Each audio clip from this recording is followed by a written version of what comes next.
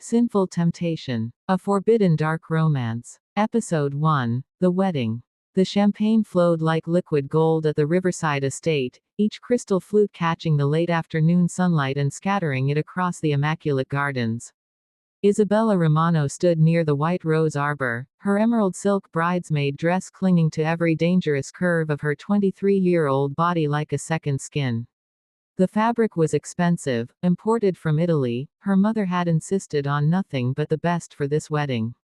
Her mother's wedding. Finally, Isabella adjusted the delicate strap on her shoulder, hyper-aware of how much skin the dress revealed. The neckline plunged dangerously low between her full breasts, and the back was completely bare, stopping just above the curve of her backside.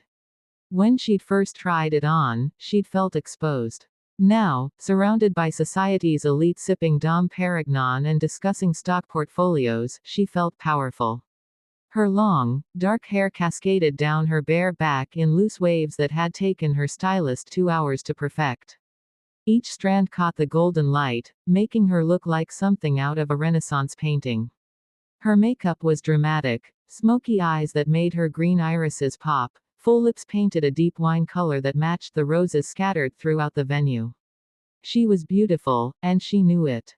Every man at this wedding had looked at her at least once. Some had stared longer than appropriate.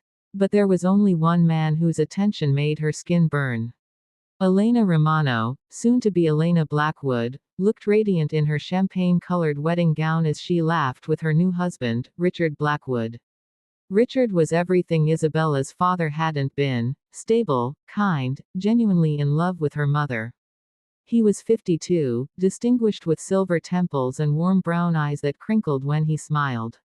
After years of struggling as a single mother, working 2 jobs to put Isabella through college, Elena deserved this happiness. Isabella was genuinely thrilled for her. She should have felt nothing but joy on this perfect day. But then she felt him watching her. Again. The sensation was physical, like invisible fingers trailing down her spine. Her skin prickled with awareness, her breath catching in her throat. She didn't need to look to know who it was. She'd felt that same predatory stare all day, during the ceremony, during the photos, during the endless rounds of congratulations and small talk. Dante Blackwood, Richard's younger brother, her new step-uncle. The thought should have been laughable. Step-uncle. It sounded like something from a bad soap opera. But there was nothing funny about the way her body reacted to him, the way her pulse raced every time he was near, the way he pulled low in her belly when those steel gray eyes locked onto hers. Isabella took a slow sip of her champagne, using every ounce of willpower not to turn around and look at him. She could feel his gaze like a physical touch, traveling over the exposed skin of her back, lingering on the curve of her waist, the swell of her hips emphasized by the silk dress. Don't look. Don't give him the satisfaction. But God, she wanted to look. She wanted to see if his expression matched the intensity she felt radiating from across the garden. She wanted to know if he was as affected by this insane attraction as she was. The smart thing would be to walk away. Lose herself in the crowd of wedding guests. Avoid him for the rest of the evening. Isabella had never been particularly good at doing the smart thing. She turned slowly, deliberately, letting her hair fall over one shoulder as she scanned the garden. Her eyes found him immediately, as if drawn by some magnetic force she couldn't control. Dante Blackwood stood near the stone fountain, partially hidden in the shadow of an ancient oak tree. He held a crystal tumbler of what looked like whiskey, not champagne like everyone else, because of course he had to be different. The amber liquid caught the light as he raised it to his lips, never breaking eye contact with her. He was devastating. At 36, Dante had the kind of face that made women stupid. Sharp, masculine features softened only slightly by the dark stubble that shadowed his jaw.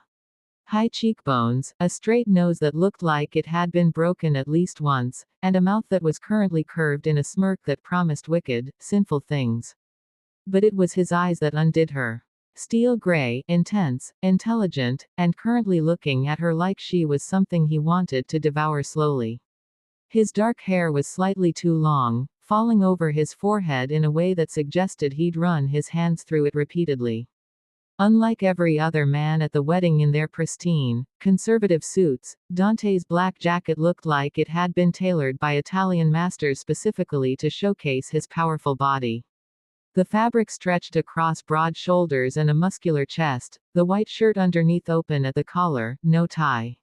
He looked dangerous, out of place among the society crowd. Like a wolf that had wandered into a garden party and was deciding which lamb to eat first. And he was looking at Isabella like she was his chosen prey. Their eyes locked across the garden, and the world seemed to narrow to just the two of them. The laughter and music faded into background noise. The warm breeze carrying the scent of roses became irrelevant. Everything disappeared except that molten gray gaze burning into her. Isabella's heart hammered against her ribs. Her fingers tightened around her champagne flute as heat flooded through her body, making her hyper-aware of every inch of her skin, every place the silk dress touched her curves. This was insane. She barely knew this man. They'd met exactly once before, at the engagement party 2 months ago, where he'd said maybe 10 words to her before disappearing into his study with some business associates. But his eyes had followed her all night, just like they were now. She should look away. Break this magnetic pull before it consumed her entirely. Instead, she lifted her champagne glass in a small, mocking toast. Dante's smirk deepened. He returned the gesture with his whiskey, his eyes never leaving hers. Then he pushed off from the fountain and began walking toward her with the fluid, confident grace of a predator closing in on its target. Oh God! Isabella's pulse kicked into overdrive. Every instinct screamed at her to run, to put distance between them before this dangerous attraction exploded into something she couldn't control. But her feet remained rooted to the ground. She stood her ground as he approached, chin lifted in defiance even as her body trembled with anticipation. Dante moved through the crowd like Moses parting the Red Sea. People instinctively stepped aside for him, sensing something feral and untamed beneath that expensive suit. Women turned to watch him pass, their eyes following his tall, muscular frame with barely concealed hunger. A few tried to catch his attention with coy smiles and fluttering eyelashes. He didn't even glance at them. His focus was entirely on Isabella. When he finally reached her, he didn't stop at a polite distance. He moved into her personal space, close enough that she could smell his cologne, something expensive and masculine, with notes of sandalwood and amber that made her head spin. Close enough that she could feel the heat radiating from his body, warming her bare back despite the evening breeze. Beautiful wedding, isn't it? His voice was deep, rough, like smoke and whiskey and sin all rolled into one devastating package. Isabella had to tilt her head back to meet his eyes. He was tall, easily 6'2", and she was 5'6" even in her heels. The height difference should have made her feel vulnerable. Instead, it sent a forbidden thrill racing down her spine. It is, she managed, proud that her voice came out steady despite the chaos inside her. My mother looks happy. Dante's gaze traveled slowly, deliberately down her body. He took his time, those gray eyes tracking over the plunging neckline of her dress, lingering on the curves of her breasts barely contained by the silk. Lower, to her small waist that his hands could probably span entirely. Lower still, to her hips, her thighs, the long expanse of her legs in those ridiculously high heels. When his eyes finally, returned to her face, the heat in them could have set the garden on fire. You look like trouble, he said, his voice dropping an octave. Isabella's breath caught. Up close, he was even more overwhelming. She could see the flecks of darker gray in his eyes, could count the individual stubble hairs on his jaw. Could imagine what that stubble would feel like scraping against her inner thighs. Stop. Jesus Christ, stop. Excuse me. She forced out, trying to sound offended rather than aroused. Dante stepped closer, eliminating the last inch of space between them. His chest nearly brushed hers with each breath. His hand came up, and for one heart-stopping moment, Isabella thought he was going to touch her. Her body tensed in anticipation, every nerve ending screaming for contact. But he didn't touch her. His hand hovered near her waist, close enough that she could feel the phantom warmth of it, before he gestured vaguely at her dress. Dressed like that, looking like that. His voice was barely above a whisper now, meant only for her ears. Walking around my brother's wedding like you own the place, turning every head in the garden. You're going to be a problem, Isabella. The way he said her name, low and rough, dragging it out like a caress, sent shivers cascading down her spine. Her body responded instantly, embarrassingly. Her breathing quickened. Her skin flushed. And between her thighs, she felt herself growing wet. From nothing but his voice and his proximity. This was dangerous. So dangerous. I'm not the one staring, she shot back, channeling her nervousness into defiance. Maybe you're the problem, Dante. Something flickered in those gray eyes, surprise, maybe, that she was standing up to him. Or was it approval? Arousal? It vanished too quickly to identify, replaced by that infuriating smirk that made her want to either slap him or kiss him. Possibly both. Listen carefully, princess. He leaned in until his lips were nearly brushing her ear. His breath was hot against her neck, and Isabella had to suppress a whimper. Your mother married my brother, which makes this. He gestured between them, and she could practically feel the electricity crackling in that space. Impossible. Forbidden. Wrong in every possible way. I know that, she whispered, hating how breathless she sounded. Do you? His voice was dark, dangerous. Because the way you're looking at me right now says you don't care. The way your breathing just changed, the way your pupils dilated, the way your body is leaning toward mine even though your brain is probably screaming at you to run, all of that tells me you want something you shouldn't want. Isabella's heart was racing so fast she felt dizzy. How could he read her so easily?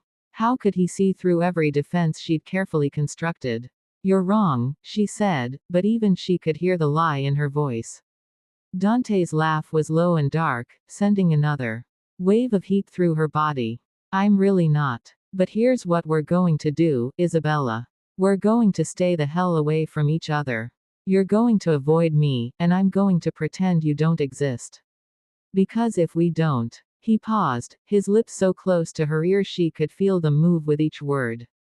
If we don't, I will ruin you. I will take everything you're offering with those beautiful eyes and that sinful body, and I will use you until there's nothing left. I don't do relationships. I don't do love or commitment or any of that romantic bullshit you probably dream about.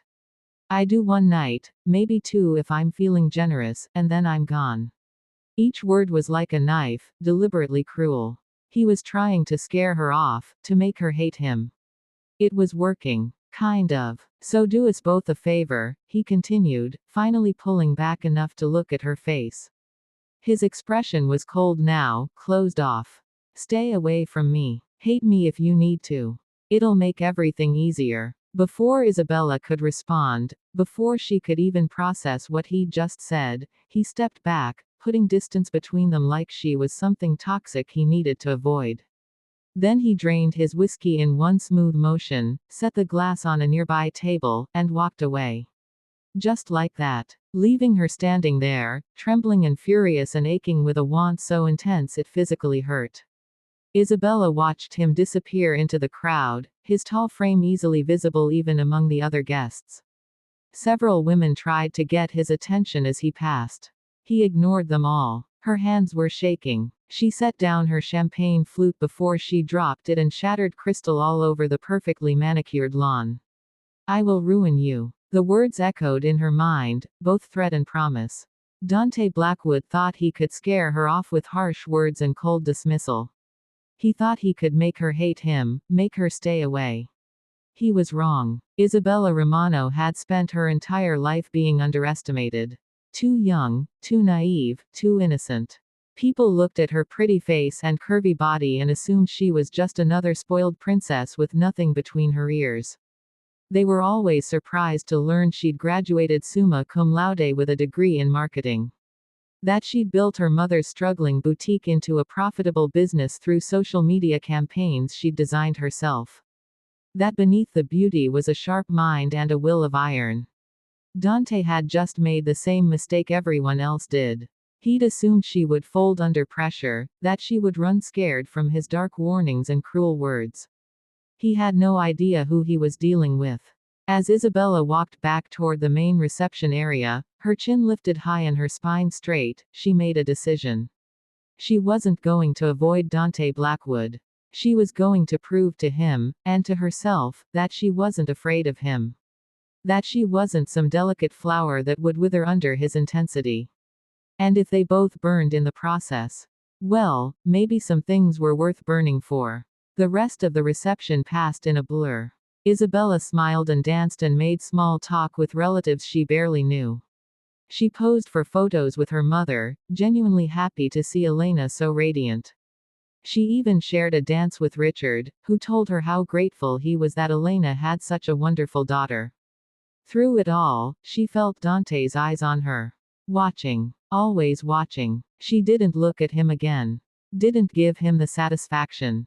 But she felt every moment of his attention like a brand on her skin. As the evening drew to a close and guests began filtering out, Isabella found herself alone on one of the garden balconies, looking out over the river.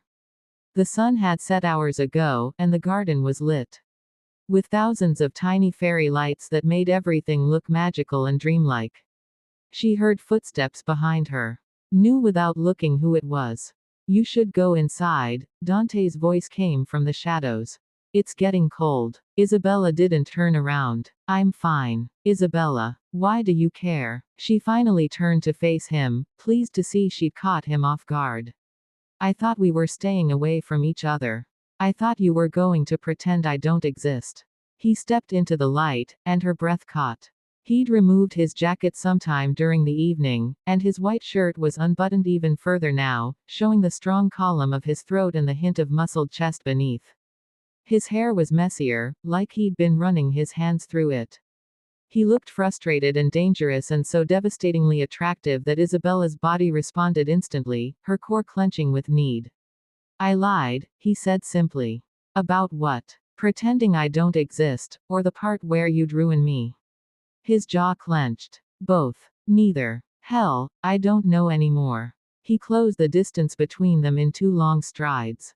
"You're under my skin, Isabella. I don't like it. I don't want it. But I can't seem to make it stop." "Then stop fighting it," she whispered. "You don't know what you're asking for. Then show me." For one long, agonizing moment, Dante just stared at her. His hands clenched into fists at his sides, like he was physically restraining himself from reaching for her. His breathing was harsh, his chest rising and falling rapidly. Then he shook his head. "Not here. Not like this." His voice was rough with barely contained need. "When I have you, and make no mistake, Isabella, I will have you, it won't be at my brother's wedding with your mother 50 feet away." "When?" she breathed. "Soon." He reached out, finally, and traced one finger down her bare arm. The touch was feather light, barely there, but it sent electricity shooting through her entire body.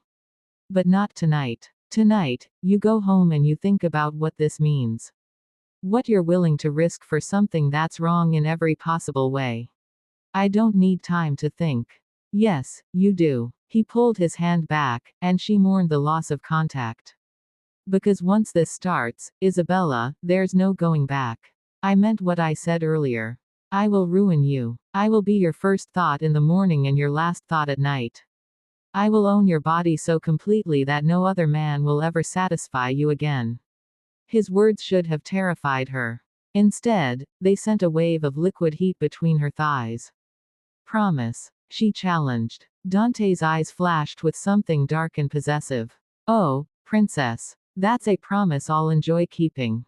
Then he turned and walked away for the second time that night, leaving Isabella alone on the balcony, her body on fire and her mind spinning with possibilities. She didn't know it yet, but her life had just changed irrevocably.